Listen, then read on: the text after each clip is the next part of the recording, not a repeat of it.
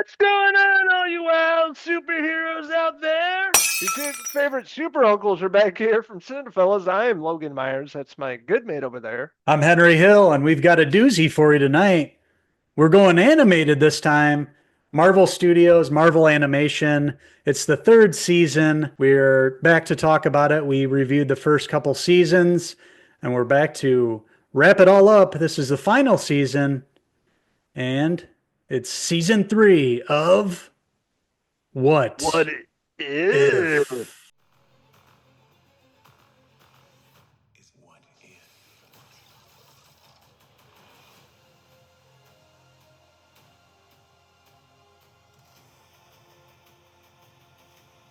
That's right. These two wild uncles are back for the brand new season and final season of What If, the hit animated series on Disney Plus. This is the final season. I didn't even know it was the final season until like 30 minutes ago. Watched the whole, never realized. I'm like, no, but some spin-offs. But it Yeah. returns with 8 episodes.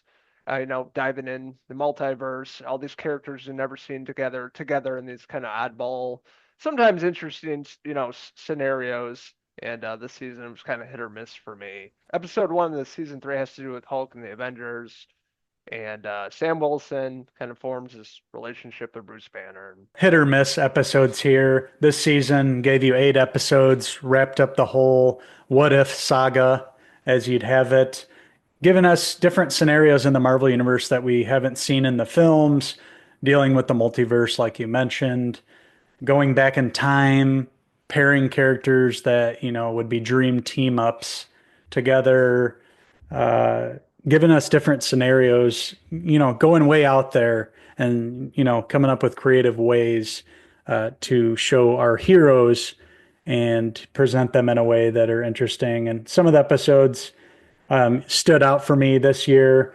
I really liked the really oddball one, which was, when Howard the Duck and Darcy got together. I really enjoyed that one. That was like the weirdest one, but it was cool. Seth Green voices Howard the Duck, and then you have Kat Dennings as Darcy, and those two characters become a couple, have a kid, and the kid eventually becomes a hero too. And I like when What If goes really far out there. That's what it's all about. It's like how far and crazy can you go? What can you dream up in this world? And that's what I really appreciated about this. yeah, I agree with you. The oddball episodes are probably the best. Like think of the first season with Marvel Zombies, and second season had some. Howard the Duck definitely was, the one that really stood out in my mind. Seth Green, I love him voicing the character. Kat Dennings, of course, love the relationship. I love how that episode kind of turns out, what happens at the end.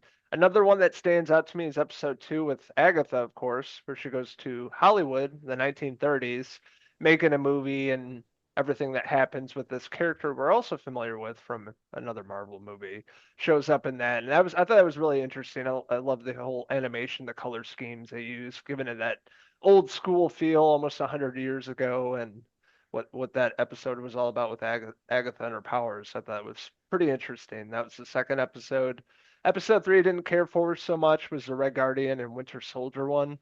How'd you feel about that? Yeah, it was okay. I like the dialogue between David Harbour and, Sebastian Stan, if that's really the voice. I don't know if they both return. It was definitely David Harbour there. I like the two characters together, the team up. Just the episode itself wasn't that interesting. It was kind of like a chase kind of story there.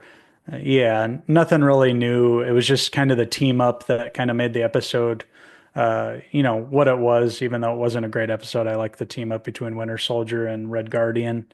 But as a whole, yeah, no, not one of my favorite episodes there. Like you mentioned, episode two, what if Agatha went to Hollywood? Really like that old Hollywood, and the character of Agatha and Catherine Hahn just fits in old Hollywood. You could picture her being an old Hollywood star at the time, and then you bring in the character from Eternals. They don't obviously didn't get any work after Eternals kind of bombed at the box office. So cool to bring back Kumail Nanjiani's character, and being in Bollywood, and those two, Agatha and him together, was a pretty cool episode. And then you have Howard Stark, of course, as like the director of the Howard whole Hughes thing. back in the Howard day. Hughes, yeah, yeah, exactly, playing Howard Hughes. So that was very interesting. I like that one. Another one that I really thought was really cool is when they went back to the Old West, and it was Shang-Chi and then Kate Bishop together in that team up, and you kind of find out who the villain was in that story, and it was cool. It was tied to Shang-Chi. So that was a really cool story going back to the Old West, obviously riding horses, the train robbery scene and all that was really cool. I like that one. That one stood out for me. I was hoping he'd bring that up. That was my one of my favorite episodes of the season, 1872. I was waiting for Taylor Sheridan to show up in that specific episode of Shang-Chi and Kate Bishop. But yeah, it really had all the Wild West vibes to it, and yeah, really had a great time with that episode. One of the better ones. Of course, the last two, episode 7 was the Watcher disappeared, and has to do with the guys behind me right here. What happens to the Watcher, and the last one being what if, and really didn't care for the finale all that much. I thought it was okay, but it being the final season, I was hoping it'd go out more with a bang, I guess, and a little disappointed by that. It was all about like all the Watchers and the Watcher himself kind of going against their rules and what he was taught and having to fight back against them with the other heroes and kind of, rely on Doctor Strange and his intonations and the magic he can cast to outsmart the other Watchers and eventually defeat them and make the multiverse whole again. And of course, all the Avengers, everybody was safe and they were able to save everything. It just felt anticlimactic, though. Like, Yeah. they just kind of picked an end point here and they're like, okay, well, let's just end it here. It, didn't really have anything to wrap up because everything was random.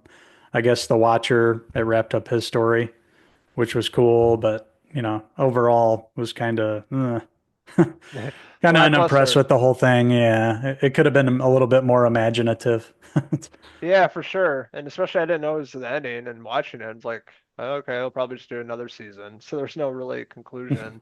It's just kind of lackluster. In my opinion, Jeffrey Wright voicing the Watcher, I think he's always great, obviously, but I was hoping for more, I guess.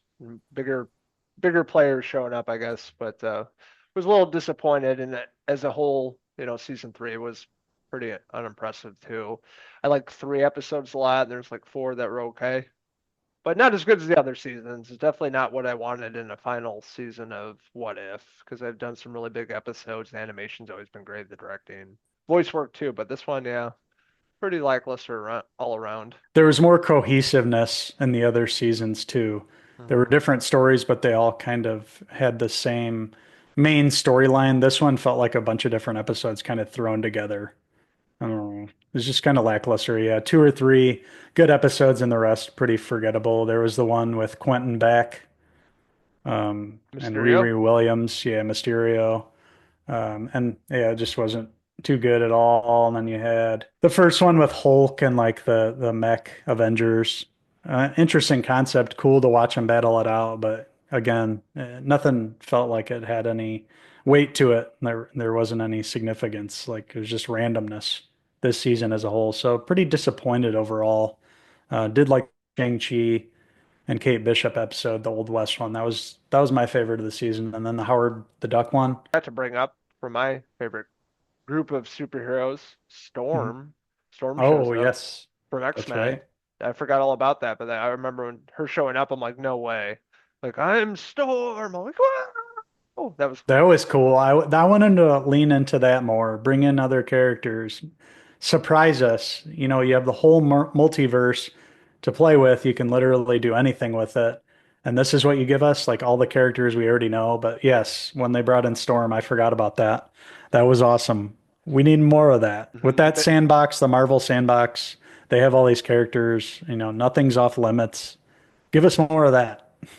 Yeah, like I was saying, they're lacking the big players. At least a few of them showing up. Storm is incredible, but I was hoping for like Wolverine popping up and Spider-Man, or I don't know, something like that. But we got Storm, and I'm happy with that. But I guess, expecting more. But yeah, overall, pretty lackluster season. Not really a good way to go out for What If, because it started out very strong. We've been watching each season, reviewing it, looking forward to this. But I was like, meh, after watching all the 8 episodes, a few cool concepts, cool episodes. So I'm giving season 3 of What If, I'm going to give it a 3 out of 5. Jeffrey Wright hair pieces.